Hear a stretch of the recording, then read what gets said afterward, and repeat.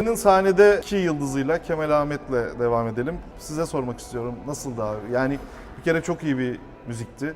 Hatta bu Yeşil Ördek göndermesi de çok iyiydi. Birazcık dili olan bir atıf. O da bir konuda, bir yazıda konu olmuştu. Onu da göndereyim size. Çok inanılmaz bir yazı. Biraz o dilin nasıl değiştirildiği, işte Kürtçenin ya da Zazacanın nasıl unutulduğu, sahneden böyle söylenmesi de bence iyi bir mesajdı. Nasıl buldunuz geceyi abi? Şimdi gecenin yıldızı yıllarca mürekkebin akmadığı yerde kan aktığı için, o kanın da Avrupa'ya damlaları düştüğü için bu gecenin asıl amacı, gayesi yardımlaşmaya, dayanışmanın dışında gençlerimizi eğitmek, eğitim. Buradaki amaç hem Mezopotamya coğrafyasında, Mezopotamya'nın esmer çocuklarını onlara kalem tutturmak, hem de Avrupa'daki gençlerimize kalemi tutup burada eğitmek. Yani hem kendi ülkesine, kendi halkına, kendi insanlarına akıttığı mürekkeple faydalı olmak. Bu gecenin en büyük gayesi oydu. Bu da çok mühim ve çok önemlidir. Yani bugün Bingöller Gecesi altında yapılsa da Bingöl demek Türkiye demek. Bingöl demek bir dünya demektir. Bingöl demek devasa bir halk demektir.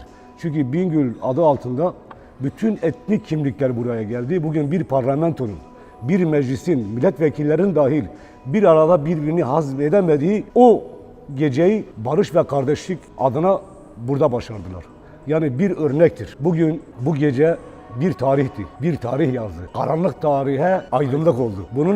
Buraya gelenler sadece Kürt kimlikli değil, diyorum ya, dünyanın birçok ülkesinden buraya geldiler. Herkes dedi ki, evet bundan sonra mürekkep akacak, kan akmayacak. Biz çocuklarımıza aydın gelecek için, mürekkep akıtmak için ve bu karanlıktan çıkarmak için biz onlara ışık olacağız, bir olacağız. Gaye buydu. Ve herkese yürekten, gönülden teşekkür ediyorum. Gelen herkese ve inanıyorum ki bu daha da güçlü, daha da zengin bir şekilde oluşacak. Çünkü gazetecilerin bile ilham aldığı bir gece oldu, feyiz aldığı bir gece oldu. Bunu inanıyorum ki gören herkesin feyiz alacağı bir gecedir. Ve bu gece bundan sonra yapıldığında dünyanın dört bir yanında akın akın insanlar bu geceye katılacak. Çünkü çocukları artık mürekkep akıtacak, kan akıtmayacak. Evet, teşekkür ediyorum. Size de teşekkür ediyoruz.